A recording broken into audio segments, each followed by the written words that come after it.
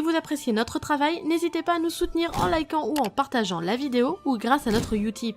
Il vous suffit de regarder une publicité de 30 secondes, ce qui nous fait gagner 5 centimes par visionnage. En soi, comme ça, c'est pas grand chose, mais pour nous, c'est beaucoup. Merci de votre participation et bon visionnage. Salut les amis, on se retrouve pour un nouveau 5 choses à savoir sur l'univers de Naruto. Cette semaine, on continue avec le clan Hyuga pour parler de l'héritière de la branche principale, Hinata. Hinata est un personnage qui a très rapidement conquis le cœur des fans de Naruto de par son tempérament timide et réservé, mais également par ses sentiments vers le blondinet, car elle a été la seule à s'intéresser à lui quand ils étaient plus jeunes. Hinata était un personnage fort intéressant car son histoire est très proche de celle de Naruto. C'est d'ailleurs pour cela qu'elle était destinée à être l'élu de son cœur, la paria. Hinata, à la différence de son cousin Neji, fait partie de la branche principale du clan Hyuga. Elle est la fille aînée de Hiashi Hyuga et donc l'héritière du clan. Seulement, Hinata a toujours eu un tempérament très réservé et très peu sûr d'elle. N'aimant pas se battre, elle n'était pas bonne élève aux entraînements extrêmes de son père. En raison de sa place d'héritière, Hiashi plaça de grandes espérances en Hinata et l'a soumis à un entraînement exténuant. Cependant, les faibles progrès de Hinata et sa fragilité découragèrent son père jusqu'à finalement la considérer comme une cause perdue. À la place, son père choisit de se concentrer sur l'entraînement de la petite sœur de Hinata, qui s'avéra beaucoup plus prometteuse, faisant d'elle la nouvelle héritière. Au moment où Hinata rejoignit l'équipe 8, Hiashi perdit tout intérêt en son aîné, la laissant aux soins et sous la protection de Kurenai. La relation tendue de Hinata avec son père provoqua une plus grande perte de confiance en elle, et elle passait la plupart de son temps toute seule en pleurant. Hinata est timide, calme et très polie et utilise tout le temps les suffixes nominaux appropriés. Elle est très aimable et n'aime pas la rivalité et se battre, un trait de caractère que son père et Neji avaient pour habitude de considérer comme un défaut. Hinata est très proche de Kurenai, qui n'est pas seulement intéressée dans l'évolution de Hinata en tant que ninja, mais aussi en tant que personne. Elle connaît les luttes personnelles de Hinata et contrairement à son père exigeant, Kurenai fait de son mieux pour entraîner Hinata afin de l'aider à se valoriser tout en l'encourageant. Après que Hinata fut vaincue par Neji lors de l'examen Chunin, Kurenai félicita son élève pour ses résolutions et sa persévérance. À la fin de la première partie, Hinata bâtit de meilleures relations tant avec son cousin Neji qu'avec son père et commença à s'entraîner avec eux et avoir plus confiance en elle. Une évolution au fil du temps. Hinata est sûrement l'un des personnages qui a le plus évolué tout au long de l'histoire de Naruto. Avant le début du récit, quand elle était toute petite, Hinata avait un tempérament très réservé. Étant l'héritière du clan Hyuga, elle avait énormément de poids sur les épaules. Ne résistant pas à la pression constante de son environnement familial,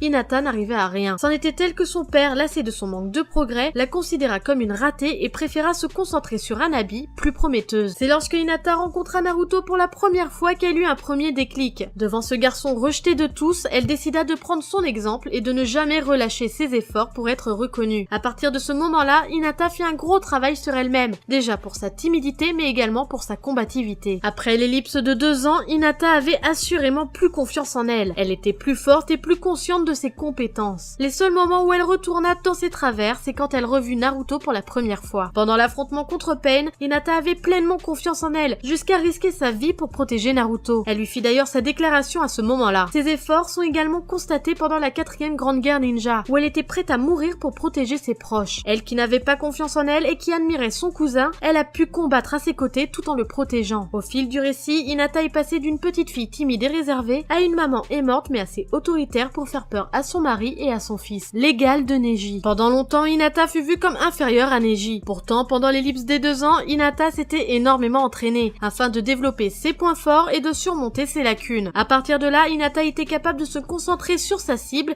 et permettait au Byakugan de fonctionner assez pour qu'elle puisse percevoir les réels réseaux de chakras lors des illusions. Et elle montra également que son Byakugan pouvait aussi voir les Tenketsu. Il fut confirmé par Kakashi que Hinata pouvait utiliser son Byakugan pour voir au travers des Genjutsu, puisqu'il lui demanda de le faire quand il combattait Tobi. Durant la période entre les deux parties, Hinata améliora énormément son taijutsu et affiche désormais une large variété de techniques de son clan. Quand elle affronta Pain plus tard dans l'anime, ses attaques étaient plus puissantes, assez pour briser les lames de perturbation de chakra de Pain qui retenaient Naruto au sol et également pour porter des coups à Pain. Dans l'arc Sambi de l'anime, Hinata exécuta les 32 points du hake. Hinata continua aussi à développer sa souplesse naturelle. Cela fut montré quand elle combattit Nurari dans l'anime, quand elle fut capable d'esquiver la plupart de ses attaques malgré le corps élastique de l'ennemi. Elle peut aussi collaborer avec Neji en utilisant le mur de paume du hake, qui est une variation de la paume du hake dont les deux utilisateurs créent une énorme vague de chakra qui vise les points vitaux de l'adversaire. Hinata acquit également son propre arsenal original. Dans l'anime, elle développa les 64 points du hake protecteur, une technique qui peut profiter de sa grande souplesse et de sa coordination pour à la fois attaquer et se défendre. Elle montra également la technique des paumes jumelles des lions agiles, qui ne fut pas beaucoup vue dans le manga, mais dans l'anime fut momentanément capable d'écraser Neji pendant leur entraînement et de briser les récepteurs de chakra de Pain facilement. Dans la deuxième partie de l'anime,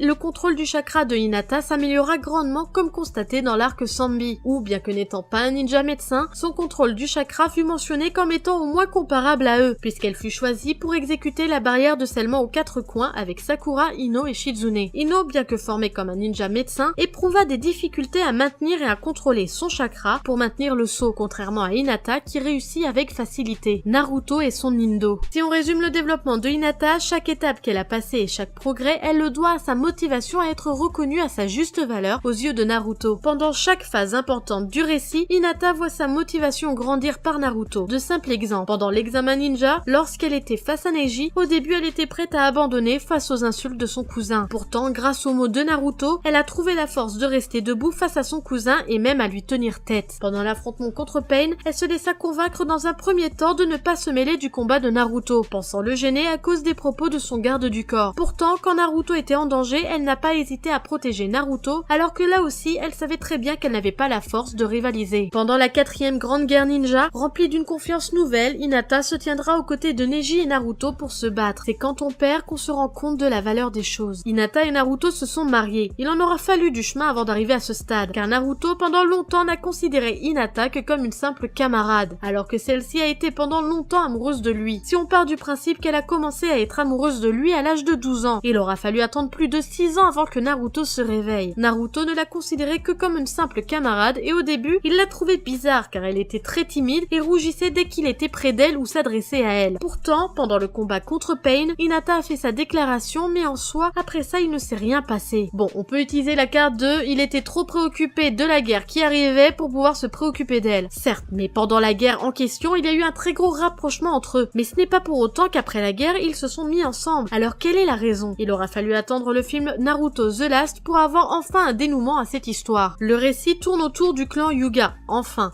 et Hinata en est la représentatrice principale. Et dans ce film, Hinata cherche à faire un cadeau à Naruto pour de nouveau déclarer sa flamme. Oui, parce que apparemment entre-temps, Naruto a oublié. D'ailleurs, on peut voir que Naruto a énormément de succès avec les filles. Il aura fallu que Hinata se fasse attaquer une première fois pour que Naruto commence à se poser des questions sur ses sentiments. Et ensuite qu'elle accepte les avances de Toneri pour sauver Hanabi, que Naruto se rende enfin compte de ses sentiments pour la jeune femme. En soi, ça nous laisse penser que sans l'intervention de Toneri, le couple Naruto-Hinata n'aurait jamais vu le jour. Ce 5 choses à savoir sur Hinata se termine, j'espère qu'il vous aura plu. N'hésitez pas à me le dire par commentaire, likez et partagez la vidéo, ça nous fait super plaisir et surtout abonnez-vous à la chaîne si vous ne l'êtes pas. Sur ce, moi je vous laisse à la prochaine. Tchuss!